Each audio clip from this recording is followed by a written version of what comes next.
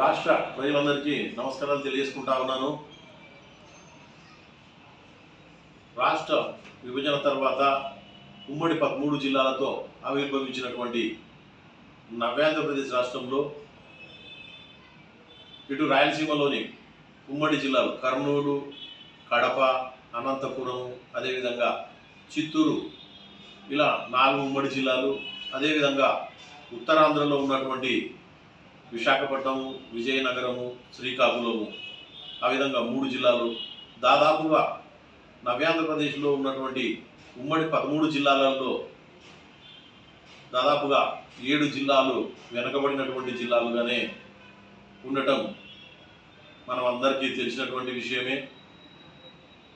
కానీ రాజధాని లేని రాష్ట్రంగా 16,500 కోట్ల రూపాయల లోటు బడ్జెట్తో 90,000 కోట్ల రూపాయల అప్పులతో పారిశ్రామికంగాను ఆర్థికంగాను పూర్తిగా వెనకబడిపోయినటువంటి రాష్ట్రానికి ఈ రాష్ట్ర ప్రజల ఆశీస్సులతో 2014లో రాష్ట్ర ముఖ్యమంత్రిగా బాధ్యతలు చేపట్టినటువంటి ప్రియతమ నేత నారా చంద్రబాబు నాయుడు గారు 2014 నుండి 2019 వరకు 5 సంవత్సరాల తన పాలనలో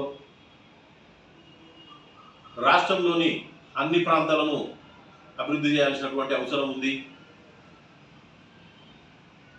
ఒకే ప్రాంతంలో అభివృద్ధిని కేంద్రీకరించినట్లయితే భవిష్యత్తులో నిరుద్యోగ యువత అనేక ఇబ్బందులకు గురయ్యేటువంటి అవకాశం ఉంటుంది.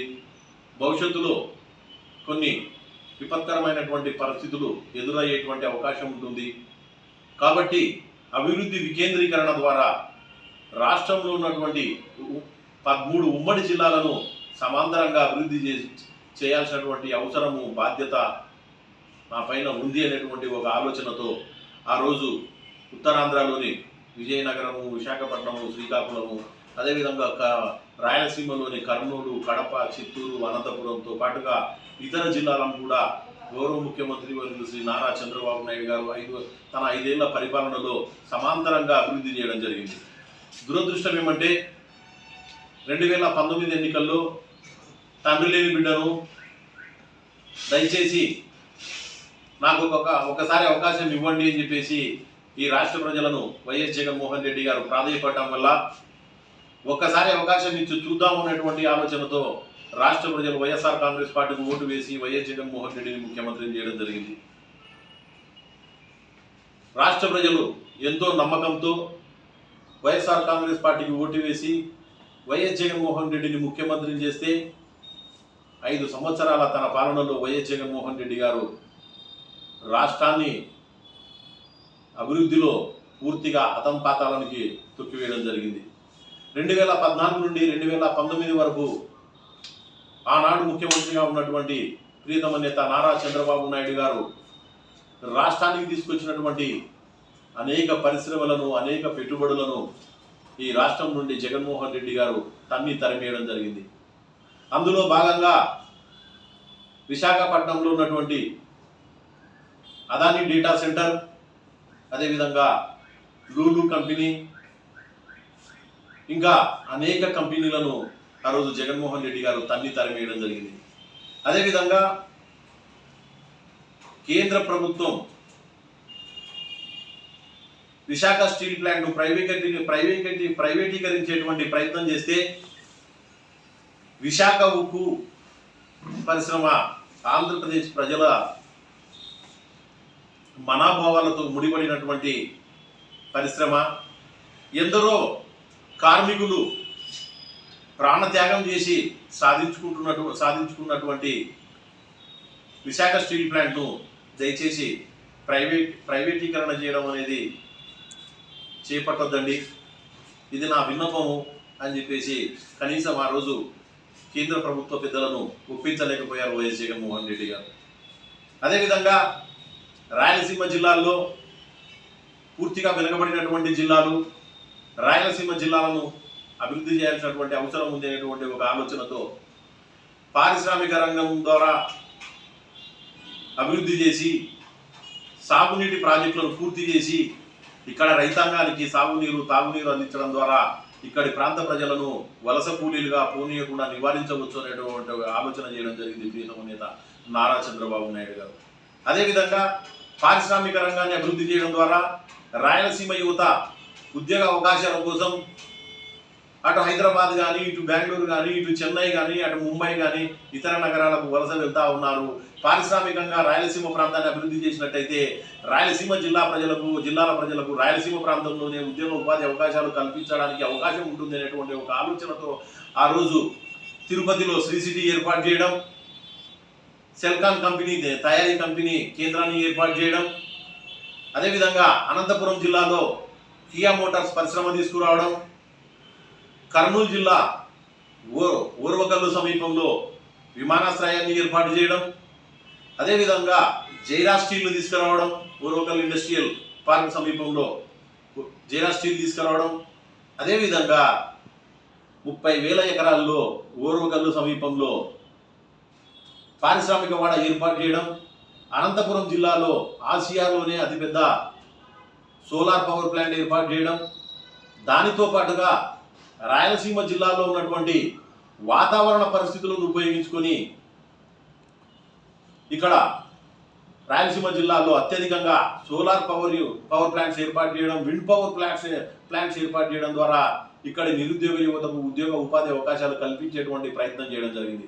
దురదృష్టం ఏమిటంటే 2019 ఎన్నికల్లో అధికారంలోకి వచ్చినటువంటి వైఎస్ జగన్మోహన్ రెడ్డి గారి నిర్వాహకం వల్ల విశాఖలో వచ్చినటువంటి అదాని డేటా సెంటర్ కానీ, లూలు కంపెనీ కానీ, అదేవిధంగా అనంతపురం జిల్లాలో వచ్చినటువంటి కియా మోటార్స్ సంబంధించిన అనుబంధ పరిశ్రమలు 18 అనుబంధ సంఘాలు అనంతపురంకి రావాల్సినటువంటి పరిస్థితుల్లో జగన్మోహన్ రెడ్డి వైఎస్ఆర్ కాంగ్రెస్ పార్టీ ప్రభుత్వం వ్యవహరించినటువంటి తీరు వల్ల కియా అనుబంధ పరిశ్రమలు దాదాపుగా 18 పరిశ్రమలు అటు బెంగళూరుకి, అటు చెన్నైకి, ఇటు హైదరాబాద్కు తరలిపోవడం జరిగింది.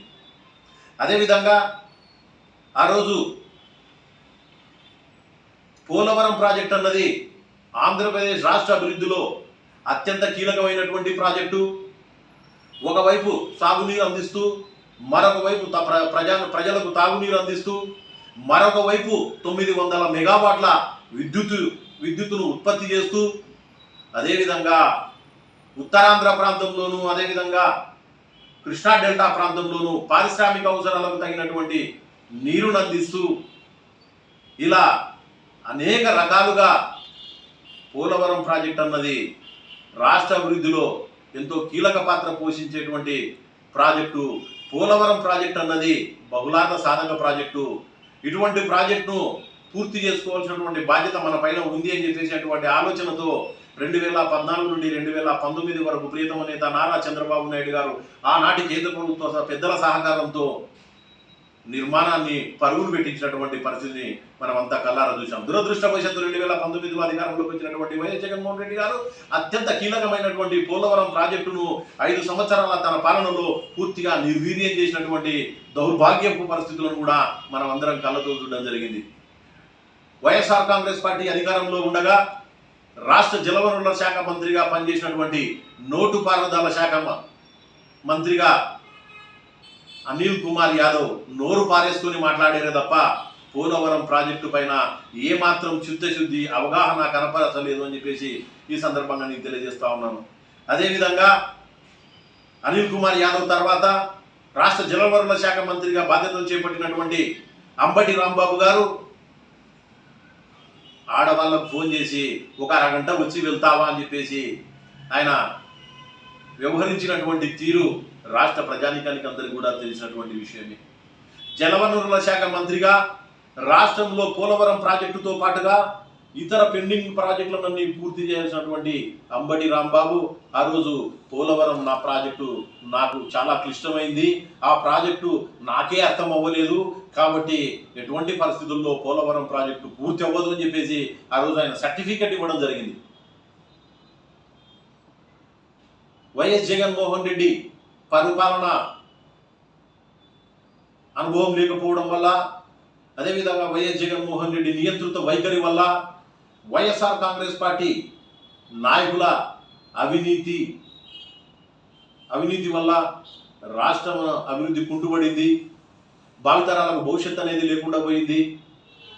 మరొకసారి రాష్ట్రంలో వైఎస్ఆర్ కాంగ్రెస్ పార్టీకి ఓటు వేసి వైఎస్ జగన్మోహన్ రెడ్డిని ముఖ్యమంత్రిని చేసినట్టయితే రాష్ట్ర భవిష్యత్ అనేది పూర్తిగా అంధకారంగా తయారవుతా ఉంది అని గ్రహించినటువంటి రాష్ట్ర ప్రజలు తిరిగి 2024 ఎన్నికల్లో ఎన్డీఏ కూటమి ప్రభుత్వ సారథిగా ప్రియతమ నేత నారా చంద్రబాబు నాయుడు గారిని ఆశీర్వదించి అత్యధిక మెజార్టీతో గెలిపించి కూటమి ప్రభుత్వానికి పట్టం కట్టడం జరిగింది. ఎన్డీఏ కూటమి ప్రభుత్వం పైన, ప్రియతమ నేత నారా చంద్రబాబు నాయుడు గారి పైన ఈ రాష్ట్ర ప్రజలు పెట్టుకున్నటువంటి నమ్మకాన్ని వమ్ము చేయకుండా ఈరోజు ప్రియతమ నేత నారా చంద్రబాబు నాయుడు గారు రాయలసీమ ప్రాంతంలో ఈరోజు అనేక పరిశ్రమలు తీసుకొస్తా ఉన్నారు. అనంతపురం జిల్లాలో ఈరోజు రాయల్ ఎన్ఫీల్డ్ మోటార్ తయారీ కంపెనీని తీసుకురావడం జరిగింది. అదేవిధంగా అనంతపురం జిల్లాలో యుద్ధ విమానం తయారీ కంపెనీ పరిశ్రమను తీసుకురావడం జరిగింది. అదేవిధంగా రాయలసీమ కర్నూలు జిల్లా ఓర్వకల్ ఇండస్ట్రియల్ పార్కులో కోకోకోలా పరిశ్రమ తీసుకురావడం జరిగింది. అదేవిధంగా ఈరోజు అక్కడ డ్రోన్ తయారీ కంపెనీ అయితేనేమి, అదేవిధంగా జైరా స్టీల్ ప్లాంట్ విస్తరణ అయితేనేమి, ఇలా అనేక కంపెనీలను ఈరోజు కర్నూలు జిల్లా ఓర్వకల్ ఇండస్ట్రియల్ పార్కులో తీసుకురావడం జరిగింది. ఈరోజు కుప్పం, చిత్తూరు జిల్లా కుప్పం నియోజకవర్గంలో ఇండస్ట్రియల్ హబ్ ఏర్పాటు చేయడం జరిగింది. హైదరాబాదు, అదేవిధంగా కర్నూలు, అదేవిధంగా చెన్నై పారిశ్రామిక కారిడార్ని అనుసంధానం చేయడం జరిగింది. అదేవిధంగా కర్నూలు జిల్లాలో ఉన్నటువంటి ఓర్వకల్ ఇండస్ట్రియల్ పార్కును, కడప జిల్లాలో ఉన్నటువంటి కుప్పర్తి ఇండస్ట్రియల్ పార్కును, చెన్నైలో ఉన్న చెన్నై ఇండస్ట్రియల్ కారిడార్తో అనుసంధానం చేసి ఈరోజు రాష్ట్ర వ్యాప్తంగా నదుల రహదారులను అనుసంధానం చేస్తూ, పోర్టులను అనుసంధానం చేస్తూ రాష్ట్రాన్ని అభివృద్ధి వైపు పరుగులు పెట్టిస్తూ ఉన్నారు ప్రియతమ నేత నారా చంద్రబాబు నాయుడు గారు. ఒకప్పుడు రాయలసీమ అంటే కరువు ప్రాంతం, ఫ్రాక్షన్కి నెలువైనటువంటి ప్రాంతం అన్నటువంటి ఒక అపవాదను తొలగించి ఈరోజు రాయలసీమ ప్రాంతంలో ఈరోజు సాగునీటి ప్రాజెక్టులను పూర్తి చేసేటువంటి క్రమంలో భాగంగా ఈరోజు బనకచెర్ల ప్రాజెక్టును పూర్తి చేయడం ద్వారా గోదావరి నీటిని రాయలసీమ ప్రాంతానికి తరలించేటువంటి ప్రయత్నం చేస్తూ అటు నెల్లూరు, ప్రకాశం జిల్లాలకు తాగునీరు అందించేటువంటి క్రమంలో ముందుకు సాగుతా ఉన్నారు ప్రియతమ నేత నారా చంద్రబాబు నాయుడు గారు. మనం ముచ్చుమర్రి మల్యాల ఎత్తిపోతల పథకాలను పూర్తి చేసి అంద్రినివా కాలువ ద్వారా ఈరోజు కృష్ణా జలాలను రాష్ట్ర సరిహద్దుల్లో మారుమూలలో ఉన్నటువంటి కుప్పం నియోజకవర్గానికి దాదాపుగా 800 కిలోమీటర్ల దూరంలో కృష్ణా నీటిని తీసుకెళ్లి రాష్ట్ర సరిహద్దు ప్రాంతంలో ఉన్నటువంటి కుప్పం నియోజకవర్గ ప్రజలకు ఈరోజు సాగునీరు, తాగునీరు, పారిశ్రామిక అవసరాలకు తగినటువంటి నీరు అందిస్తూ ఉన్నారు ప్రియతమ నేత నారా చంద్రబాబు నాయుడు గారు అనేటువంటి విషయాన్ని రాష్ట్ర ప్రజానికం అందరూ కూడా గుర్తించవలసిందిగా మేము కోరుతా ఉన్నాం. త్వరలోనే పోలవరం ఎడమకాలను పూర్తి చేసి ఉత్తరాంధ్ర ప్రాంతంలో ఉన్నటువంటి పరిశ్రమలకైతేనేమి, అదేవిధంగా వ్యవసాయ రంగానికి అయితేనేమి, తాగునీటి రంగానికి అయితేనేమి త్వరలోనే నీరు అందించబోతా ఉన్నాం అనేటువంటి విషయాన్ని కూడా ఉత్తరాంధ్ర వెనుకబడినటువంటి జిల్లాల ప్రజలు గుర్తించవలసిందిగా మేము కోరుతా ఉన్నాం. కర్నూలు జిల్లా ఎమ్మిగనూరు నియోజకవర్గంలో చేనేత కార్మికులు ఎక్కువగా ఉన్నారు. అక్కడ వాళ్ళు ఇబ్బందులు ఎదుర్కోవాల్సినటువంటి పరిస్థితుల్లో జీవిస్తూ ఉన్నారు. వారికి అండగా నిలబడాల్సినటువంటి నైతిక బాధ్యత మా పైన ఉంది అనేటువంటి ఒక ఆలోచనతో ఎమ్మిగనూరు నియోజకవర్గంలో టెక్స్టైల్ పార్క్ ఏర్పాటు చేయడం జరిగింది. అదేవిధంగా పత్తికొండ ఆ ప్రాంతంలో టమోటా ఎక్కువ సాగు చేస్తూ ఉంటారు. టమోటా రైతు గిట్టుబాటు ధర లేక ఎన్నో సందర్భాల్లో టమోటా రైతు నష్టపోయినటువంటి పరిస్థితి ఎదుర్కొంటా ఉన్నారు.